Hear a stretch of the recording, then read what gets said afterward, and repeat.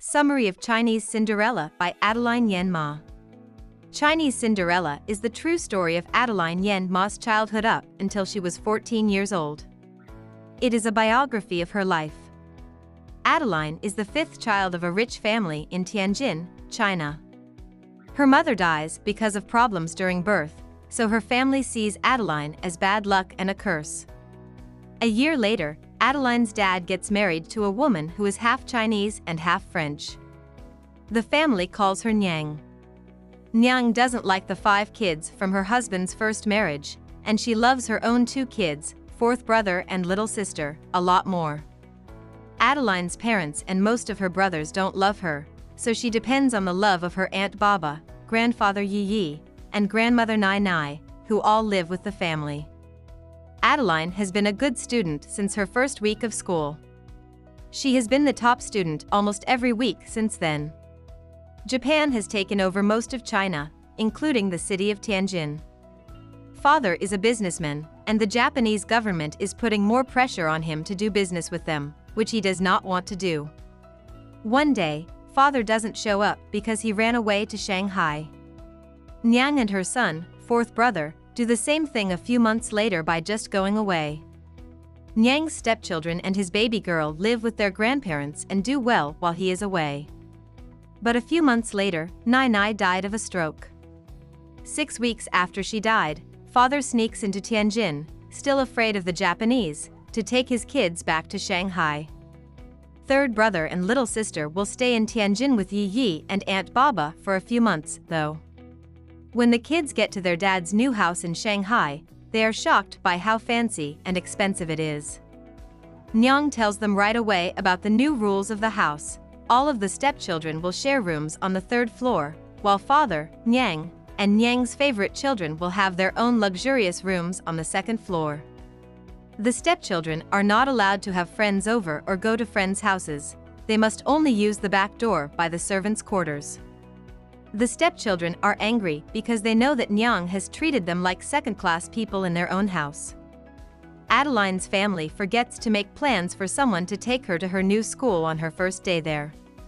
Lucky for her, the cook feels sorry for her and gives her a ride on his bike. No one from her family comes to pick her up from school, and no one even sees that she hasn't come home. Adeline, who is 6 years old, waits for hours and then walks the streets of Shanghai alone until it gets dark.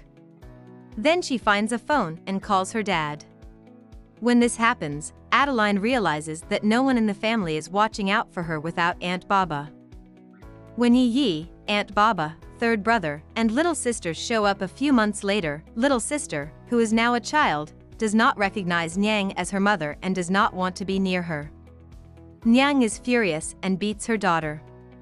When no adult steps in to stop Nyang from hitting little sister, Adeline finally stands up and tells Nyang to stop because little sister is still a baby. This makes Nyang very angry and makes Adeline Nyang hate him forever. Father and Nyang find many ways to make the stepchildren suffer, like not giving them simple things like money to take the tram to and from school and making them walk miles each way unless they beg Nyang for money. During Chinese New Year, the stepchildren are made to feel even worse about themselves when they are given old, worn-out traditional clothes to wear while Nyang's own children are given high-quality, expensive, modern clothes to wear. This makes Nyang's own children very proud of their advantage.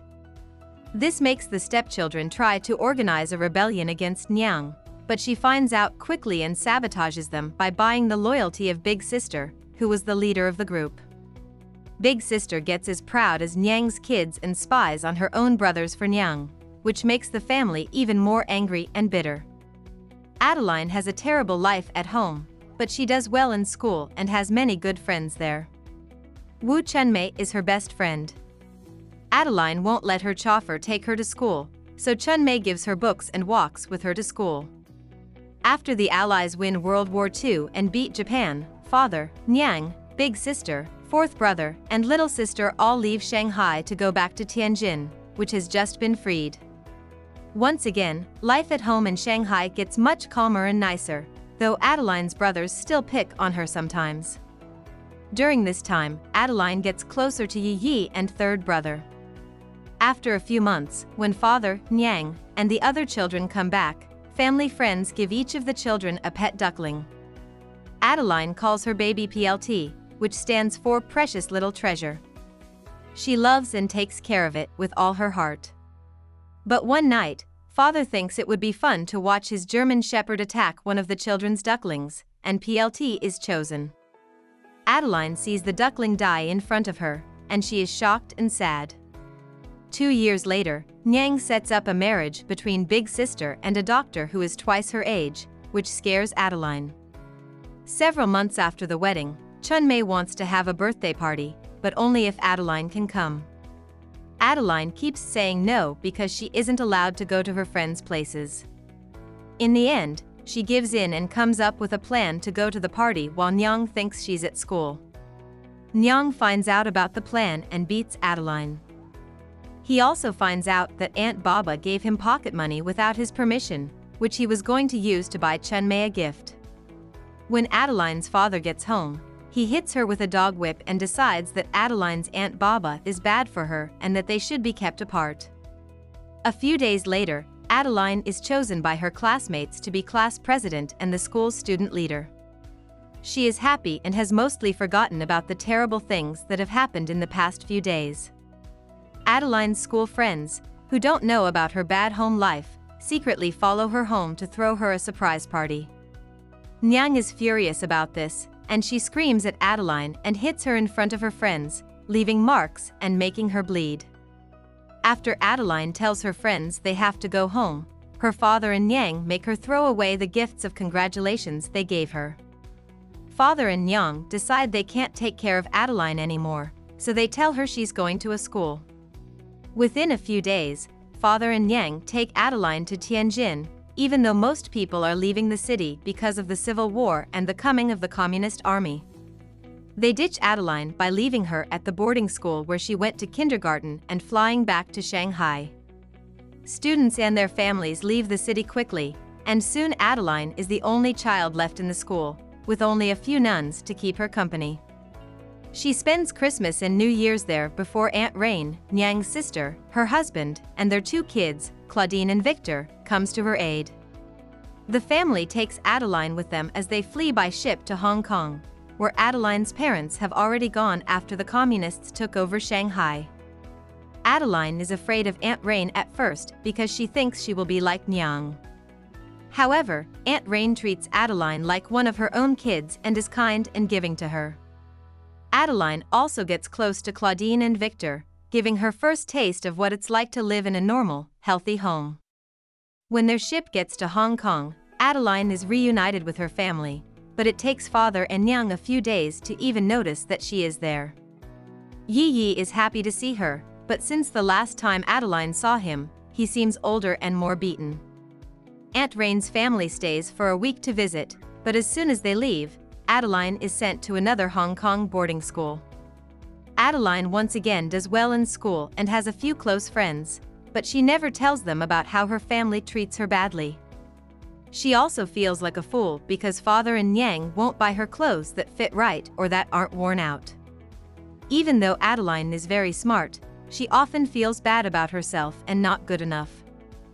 During this time, she asks her parents to let her go to college with her 2 brothers in England, but father and Nyang don't listen. Adeline gets pneumonia at the end of her first term and has to go to the hospital. She gets better after a few weeks when she stays home for a week to rest.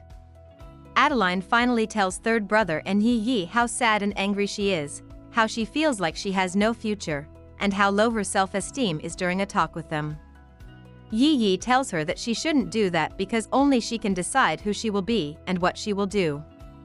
Adeline promises Yi Yi that she will make something of herself when she realizes that her own feelings of self-hatred and failure hurt him as well. A week before the next term starts, father and Nyang send Adeline back to the private school. Adeline has nothing to do, so she decides to join a playwriting contest around the world. She writes a play about a heroine who is a lot like herself, and through the character, she lets out all of the painful feelings she pushed down as a child. She writes the play for Yi Yi and sends it to be reviewed, but she doesn't hear anything about it for over 6 months. In that year, Yi dies, and Adeline goes to his wake. She is the only family member who cries over the death. Niang also says that Adeline's school costs will no longer be paid for by her father after this term. Adeline goes into a deep, scary sadness that lasts for a few weeks. During all of this, however, father's chauffeur takes her to talk to father about something.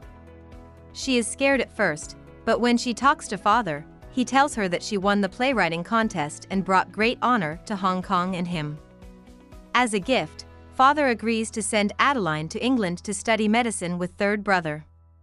In the last chapter, Aunt Baba writes a letter in response to a letter that Adeline sent her from Singapore while she was on her way to England. Aunt Baba is proud of her for getting through her hard childhood, and she compares her life to the story of Yi Xian, a figure from Chinese folklore who seems to be the original Cinderella. About the author. Adeline Yen Ma was born in Tianjin, China, to a rich businessman and an accountant. He was their fifth child. Yen Ma's mother got a fever 2 weeks after she was born because of problems with the birth. Because of this, Yen Ma's family thought she was bad luck, and most of her brothers were mean to her all through her childhood. A year after Yen Ma's mother died, her father married a very young woman who was half French and half Chinese. They had 2 more children together. As told in Chinese Cinderella, Yen Ma's stepmother hated her stepchildren and treated them badly, making the house a dangerous and scary place to live. Yen Ma spent most of her childhood in and out of boarding schools. She moved around a lot because of the Japanese rule of China and Mao Zedong's march of communism across the country, which forced many people to leave their homes. Even though her father didn't pay much attention to her, Yen Ma did well in school all through her childhood. After she won an international playwriting contest, her father chose to send her to England to study medicine. This gave her a way out of her sad childhood and abusive home. Yen Ma left China in 1952 to go to the London Hospital Medical School to study medicine.